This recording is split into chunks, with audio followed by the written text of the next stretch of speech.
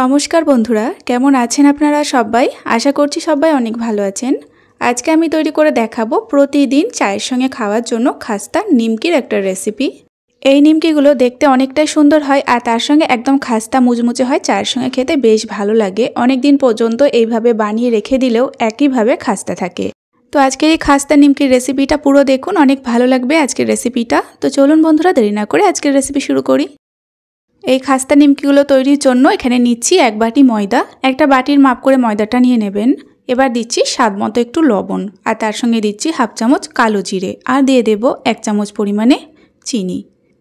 চিনিটা দেওয়ার কারণে নিমকিগুলো খেতে একটু বেশি ভালো লাগবে। তো এই শুকনো উপকরণগুলো একটু মিশিয়ে নিলাম। এবার দিয়ে দিচ্ছি সাদা তেল। ময়মের জন্য এখানে আমি সাদা তেল দিচ্ছি, আপনারা ঘি দিতে পারেন। সাদা তেলটাও আমি মাপ করে দিলাম, দেখুন ওই বাটির মাপ করে 1 বাটির 3 ভাগের 1 ভাগ দিলাম। তো চামচে যদি মাপা হয় তাহলে এখানে 5 থেকে 6 চামচ পরিমাণে সাদা তেল আছে।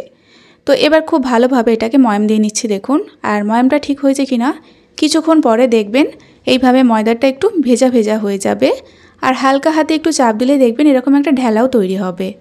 আর যতক্ষণ না পর্যন্ত এরকম ময়ামটা হচ্ছে ততক্ষণ পর্যন্ত ময়দাটাকে মাখবেন না। যখন দেখবেন এরকম ময়াম চলে এসেছে তখন কিন্তু ময়দাটা মেখে নিতে হবে। অল্প অল্প নর্মাল জল দিয়ে ময়দাটা মেখে নিচ্ছি। যে কোনো খাস্তা জিনিস তৈরি করার ক্ষেত্রে অবশ্যই ময়ামটা এরকমভাবেই দিতে হবে। তো অল্প অল্প জল দিয়ে এখানে ময়দাটা বেশ একটু শক্ত করে মেখে নেব। একদমই কিন্তু নরম করা যাবে না, একটু শক্ত রেখে ময়দাটাকে মেখে নিয়েছি। চাইলে এটাকে রেস্টে রেখে দিতে পারেন, আবার না রেখেও করে নিতে পারেন। তবে আমি 2 মিনিটের জন্য রেস্টে রাখবো এটাকে। তো এই সময় একটা মিশ্রণ তৈরি করে নেব। দিয়ে দিচ্ছি 1 চামচ ময়দা আর 2 চামচ পরিমাণে জল। এই দুটোকে একসঙ্গে খুব ভালোভাবে একটু মিশিয়ে নিতে হবে, আর এরকম একটু আঠার মতো তৈরি করে নিতে হবে। এই দেখুন এরকম আঠার মতো তৈরি হবে। তো এটাকে এখন আমি আলাদাভাবে সাইড করে রেখে দিচ্ছি।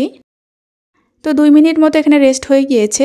এবার এটা পুরোটাই আমি বেলে নেব। যদি এখানে ময়দার মাখাটা একটু বেশি থাকে সেই ক্ষেত্রে আপনারা 2টো লেচি এখানে বড় বড় সাইজ করে কেটে নিতে পারেন। তো এখানে আমি একটা লেচি থেকেই নিমকিগুলো তৈরি করে নেব, আর খুব বড় করে একটু বেলে নেব। এবার প্রথমে একটু শুকনো ময়দাও ছড়িয়ে দিলাম, তাতে বেলতে সুবিধা হবে।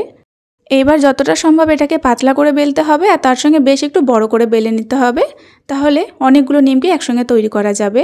আর একটু পাতলা করার চেষ্টা করতে হবে, সামান্য একটু মোটা থাকলে অসুবিধা নেই। তো এখানে দেখুন বেশ একটু বড় করে রুটিটাকে বেলে নিয়েছি, আর এরকম একটু পাতলা রেখেছি। এবার বাচ্চারা যে ওষুধ খায় সেরকম একটা কাপ নিয়েছি, দেখুন একদমই ছোট হবে সাইজটা। আপনারা যে কোনো বোতলের মুখটে নিতে পারেন। এবার এর সাহায্যে এরকম গোল গোল করে পুরো রুটিটাই কেটে নেব। হাতের কাছে যে কোনো কিছু থাকলেই, মানে এরকম একটু গোল হবে আর একটু ধারালো হবে সেরকম একটা জিনিস দিয়ে কেটে নেবেন।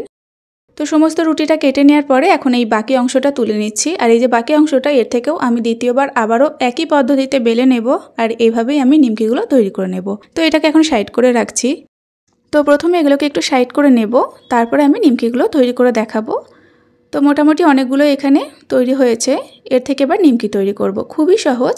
এইভাবে একটা করে অংশ নিতে হবে, আর যে ময়দার মিশ্রণটা তৈরি করেছিলাম ওপর থেকে আঠার মতো করে দিতে হবে, আর এইভাবে একটু করে আটকে দিতে হবে। খুবই সহজ। মোট 5টা রুটি এরকম নিতে হবে, মানে ছোট ছোট রুটিগুলো মোট 5টা দিতে হবে। আর যতবার দিতে হবে এইভাবে আঠাটাকে মাঝখানে দিতে হবে। এরপর একটা টুথপিক নিয়েছি। তো এর সাহায্যে জাস্ট এটাকে হালকা করে মাঝখানটা ধরে চাপ দিলেই দেখবেন খুব সুন্দর একটা নিমকির শেপ তৈরি হয়ে যাবে।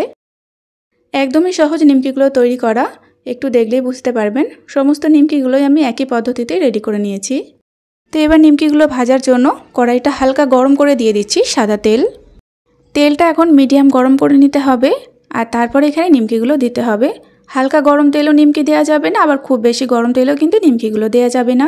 মিডিয়াম গরম করে তারপরে আমি ফ্লেমটা লো করে দিয়েছি, আর তারপরে নিমকিগুলো দিয়ে দিলাম।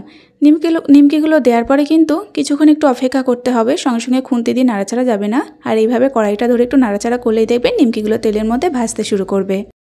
আর যখন দেখবেন তেলের মধ্যে নিমকিগুলো ভাজতে শুরু করেছে আর একটু শক্ত হয়েছে, তখন থেকেই এটাকে নাড়াচাড়া করে ভেজে নিতে হবে। একটা যতক্ষণ না সুন্দর কালার আসছে, মানে হালকা একটু ব্রাউন কালার আসছে, ততক্ষণ পর্যন্তই ভেজে নিতে হবে। ফ্লেমটা একই রেখে দেবেন, একদম লোতেই। আর তবেই কিন্তু নিমকিগুলো খাস্তা তৈরি হবে। বেশি হাই ফ্লেম রেখে ভাজলে নিমকি খাস্তা হবে না, নরম হয়ে যাবে। তো লো ফ্লেম রেখেই নিমকিগুলো আমি ভেজে নিচ্ছি। 10-15 মিনিট মতো সময় লাগবে নিমকিগুলো ভাজতে। তো এখন কিন্তু নিমকিগুলোর মধ্যে সুন্দর একটা কালার চলে এসেছে, আর এরকম একটা হালকা কালার করে নামাবো, কারণ ঠান্ডা হওয়ার পরে কালারটা দেখবেন অনেকটা চেঞ্জ হয়ে যাবে। তো এবার আমি এরকম একটা হাতার সাহায্যে নিমকিগুলো তুলে নিচ্ছি তেলটাকে ভালোভাবে ঝরিয়ে। চায়ের সঙ্গে খেতে এই নিমকিগুলো এত ভালো লাগে, আর বানানোর পরে অনেক দিন পর্যন্ত আপনারা রেখেও দিতে পারবেন, রেখেও খেতে পারবেন, দেখবেন একইভাবে খাস্তা থাকবে। সমস্ত নিমকিগুলোই আমি উঠিয়ে নিলাম। সমস্ত নিমকিগুলো এখন প্লেটের মধ্যে তুলে নিয়েছি। আর নিমকিগুলো দেখবেন যখন গরম থাকবে তখন কিন্তু খুব একটা বেশি খাস্তা মনে হবে না, একটু নরম মনে হতে পারে।